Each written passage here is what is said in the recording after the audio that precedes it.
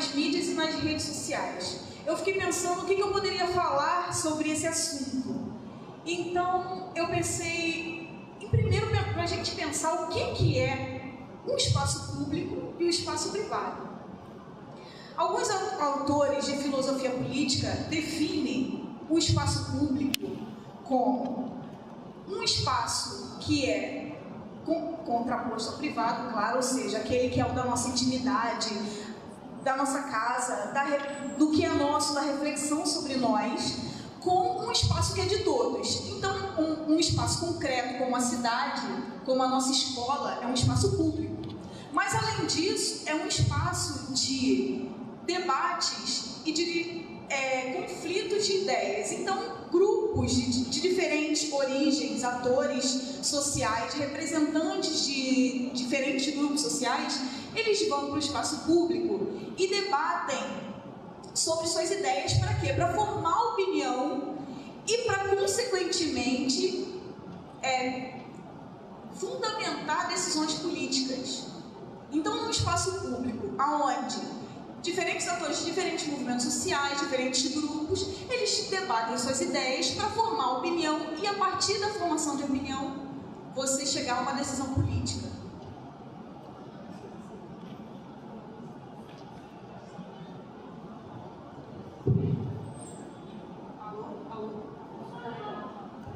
Alô? Ai, melhorou agora. Então, o espaço público, enquanto um espaço formador de opiniões, ele é fundamental para uma sociedade democrática. Então, em sociedades que são autoritárias, que os governos... Em que existem governanças autoritárias, não tem espaço público. Então, os atores, eles não debatem ideias e não podem colocar a sua opinião para que decisões políticas sejam fundamentadas. No Brasil, durante muito tempo, acredito que no mundo inteiro, a televisão desempenhou esse papel de grande formador de opinião, porque ele acessava a grande parte das pessoas de uma sociedade. Então, no Brasil, quase 90% das casas têm televisão. Então, a televisão ela sempre agiu como um grande formador de opinião e conseguia ser um influenciador de decisões políticas. Quando chegou nos anos 80 e que as novas tecnologias surgiram, nós tivemos um maior acesso ao espaço público, que é o cyberespaço, a internet. Então, onde antes nós éramos silenciados, porque a televisão é uma comunicação todos, onde um grupo fala para milhões de pessoas, agora essa comunicação todos são milhões falando para milhões de pessoas. Então, nós tivemos acesso a um espaço público como nunca antes visto. Só que como nós nos apropriamos desse espaço público? Como? A televisão, que tem uma linguagem própria, não apenas de noticiar, de criar os fatos, de selecionar o que vai passar ou não, como vai ser transmitido ou não, ele também cria narrativas, como as novelas, cria narrativas sobre a vida das celebridades, que é um espetáculo, como diz o filósofo Guy. Ele fala sociedade do espetáculo. Então, essa linguagem que foi transmitida pela televisão, nós acabamos, quando tivemos acesso ao espaço público, acabamos reproduzindo no cyberespaço.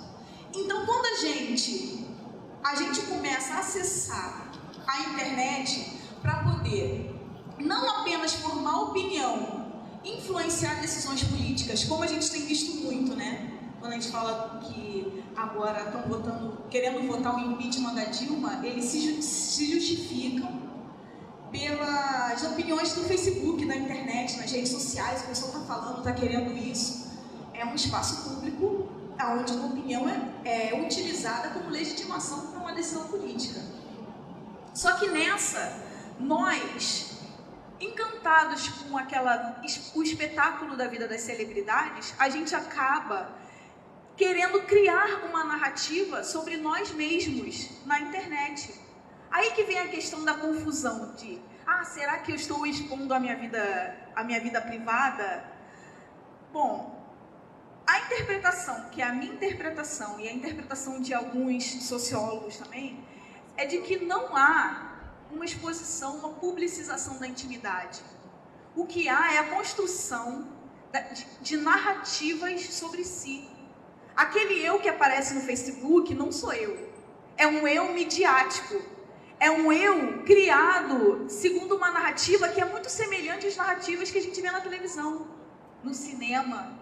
Então, assim, o que eu acredito que há essa confusão é que as pessoas não conseguem entender que a internet é um espaço público e que aquilo, tudo que é colocado ali pode gerar debate e virar uma questão pública, né? Só que essa intimidade que a gente expõe, eu acho que é que todo mundo conhece pessoas que são uma na rede social e outra ao vivo. Eu acho que a maioria de nós é assim. A gente só publica o que a gente quer que o outro veja e que contribui para uma construção de uma imagem que a gente quer que formem da gente, que é o que alguns autores chamam de eu midiático. Então, no Facebook é todo mundo feliz, é todo mundo bonito. Você vê uma foto no Facebook de uma pessoa, você vê ao vivo, é outra pessoa, não é a mesma pessoa. Os fotos de perfil não tem ninguém que não seja modelo em Facebook. É todo mundo muito bonito, todo mundo muito maquiado, existem filtros que nos embelezam. Ou então o pessoal fala assim, mas a minha foto de perfil é uma figura, sei lá, uma figura engraçada. Tá, isso faz parte da sua construção sobre ser um ser engraçado para as pessoas que estão te vendo. Então, enquanto antes o outro era um olhar repressor que constrangia, então se alguém me pegasse no banheiro, sei lá, fazendo xixi, eu ia sentir vergonha. Agora, quando eu publico no Facebook, o que são raros, tá? São casos excepcionais. Mas tem gente que põe eu no banheiro fazendo xixi, isso é uma construção de um eu engraçado. Só que a gente nunca tem noção de como os outros vão ler aquela imagem que está sendo construída de mim. Só que o problema dessa construção da imagem é que a gente nunca sabe a consequência que ela vai ter, como eu falei, para quem está assistindo. E que a internet é o espaço público, então a internet nunca esquece. Então a gente acaba não tendo noção de o que a gente põe hoje, amanhã pode ser uma outra pessoa que eu não quero mais ser representado daquela forma. E aquilo vai estar lá. Eu fiquei pensando num exemplo, de uma pessoa, de uma figura histórica que eu admiro muito, que é o Malcolm X.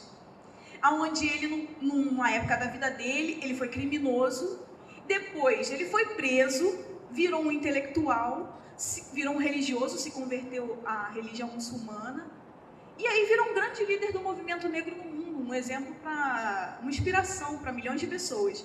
Imagina se o Facebook existe naquela época. Sou bandido vida louca, Facebook. Tô roubando lá, eu pegando as branquinhas, Facebook. O Malcolm X de amanhã não ia conseguir mais apagar aquele de ontem. Porque o que a gente não tem noção é de que a internet é um espaço público e de que ela não esquece. Então aquilo que a gente vai construindo sobre nós, porque é isso, o eu do Facebook não sou eu da verdade, da vida real. Tanto que isso é muito discutido entre os adolescentes, né? E ela fulano, tá botando de santinho, diz que vai na igreja, mas na vida real tá fazendo aquilo outro. A gente sabe que são duas linguagens diferentes, duas construções de si que são diferentes. Só que o que eu acho que complica é essa não percepção de que a internet é um espaço público. Ele é um espaço de debate, ele é um espaço de formação de opinião. Inclusive, questões pessoais, elas viram problemas públicos. Por exemplo, no passado, uma mulher apanhar era uma questão privada. Hoje, se debate em âmbito público, porque é uma questão pública, né, estrutural. E eu digo que não é fácil mesmo a gente perceber isso, essa questão da internet como uma esfera pública, porque eu tenho amigos sociólogos que falam assim, publiquei um negócio no meu Facebook. Aí o pai leu, ficou revoltado, veio reclamar comigo. Mas ele não entende que o Facebook é meu. Facebook é meu, eu faço o que eu quiser. Não, o Facebook não é seu. A internet é um espaço público. Já tive amigos assim também. Tá lá no Facebook e publica assim: odeio greves, odeio grevistas. Sou totalmente contra o movimento grevista. Mas ninguém comente aqui no meu Facebook, porque essa é a minha opinião, ninguém tem nada a ver com isso. Eu falei assim: amiga, a partir do momento que você coloca a sua opinião no espaço público, você tem que estar sujeita ao debate. Então é isso. Então, assim como outros sociólogos, compreendem a relação entre o público e o privado não como uma relação em que o privado esteja sendo esgarçado, mas que uma construção sobre si vem sendo feita no espaço público, né? Porque o que é segredo continua secreto. O que é segredo a gente não conta no Facebook. O que é segredo continua secreto. O que aparece lá são imagens superficiais sobre nós, mesmo que sejam de coisas rotineiras. Mas o que a gente tem que sempre pensar é que é um espaço que é de todos e que você nunca sabe das consequências daquilo que você publicou, né? E também a questão, há uma preocupação com a questão da intimidade sexual, né? Também, muito grande, com as pessoas se expondo na internet sua vida sexual. Bom, a internet, ela é parte da vida das pessoas, fato. Não vai mudar. As relações sociais estão mediadas pela internet, pela vida, né, pelas novas tecnologias. Só que toda nova tecnologia, ela foi usada como um instrumento de relação social e de vida sexual também.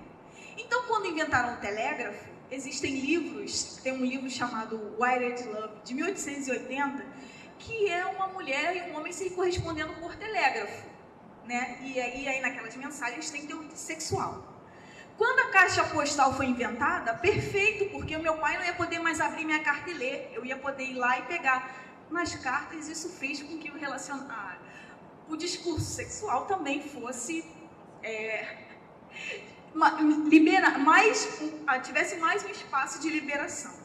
Quando inventaram o telefone, tem uma revista norte-americana chamada Telephone, de 1905, que tem uma reportagem assim: se você quer afastar os pretendentes indesejados da sua filha, você pode trancar a porta, pode trancar a janela, mas quem sabe o que acontece ao telefone?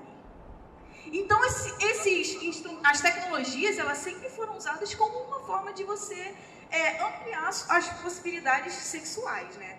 Tem uma pesquisa nos Estados Unidos que diz que 80% dos jovens até 21 anos, eles praticam sexting, que é a conversa de sexo, né? Bom, quem nunca fez isso aqui na vida, levante a mão, porque eu confesso que eu já fiz. E tanto que eu já conversei com várias pessoas pela internet e isso faz parte dos relacionamentos. Tem pesquisas também que mostram que 1/3 dos casamentos, eles começam, nos Estados Unidos, e se mantêm por relações online, né?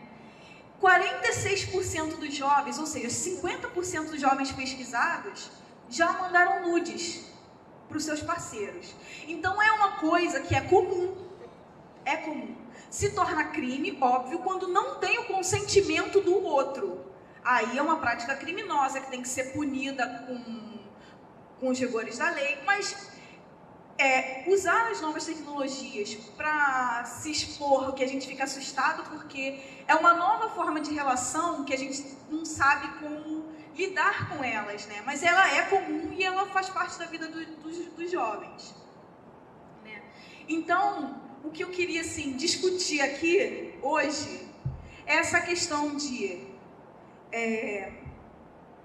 como essa relação entre o que a gente chama de público e privado, porque a gente acha que o jovem está se expondo à sua privacidade, mas a leitura que eu e alguns sociólogos fazemos é de que não é o privado que é exposto, são narrativas de si, são imagens que a gente constrói sobre nós mesmos e publicamos na internet, a fim de gerar uma aprovação do público, né? Que aí, acho que até o que vocês, eu não sei se eles vão falar sobre isso, que a gente acaba construindo, tendo muita expectativa sobre aquele olhar do outro, mas não somos nós que estamos no cyberespaço, é uma imagem que nós temos de nós mesmos.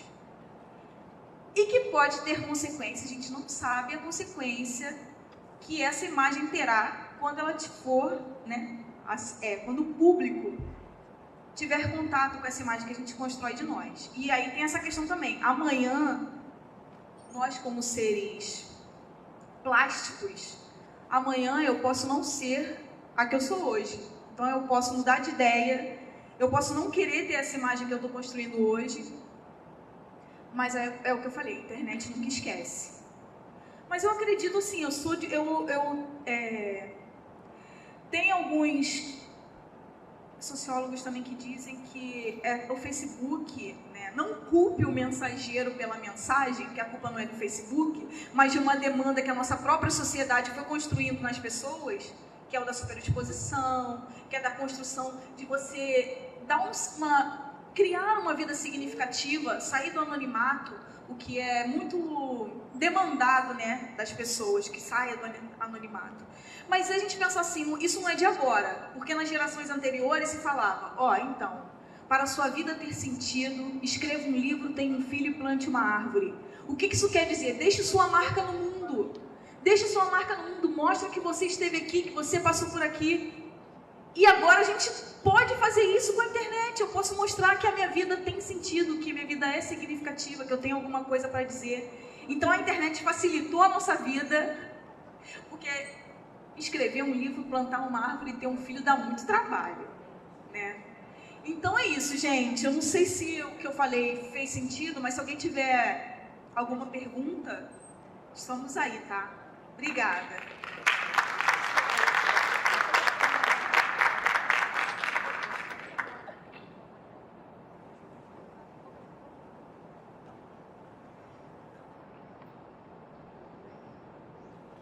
Pessoal, a gente vai fazer o debate no final das 3 falas, tá? Para a gente ter assim, a visão geral do que todos os palestrantes vão dizer, aí fica melhor para a gente equacionar o debate, tá bom?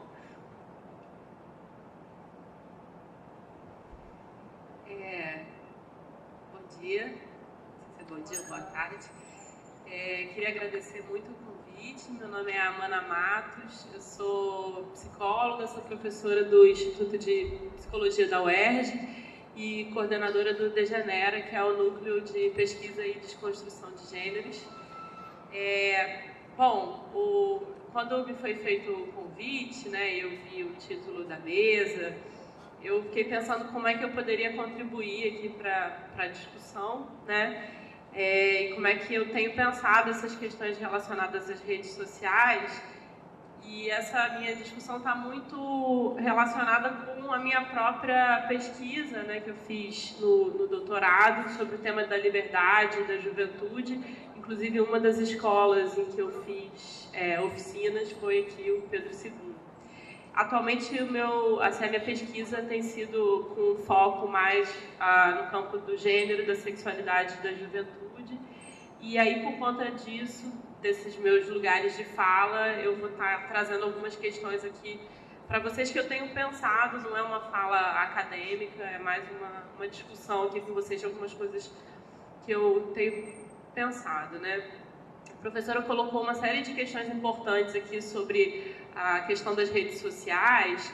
Eu vou tentar, então, ir numa direção um pouco, assim, talvez pegar um caminho de alguma coisa que ela falou, que é a questão da imprevisibilidade das redes sociais, né? Como é que acontece essa questão da gente não ter controle sobre o que se passa ali?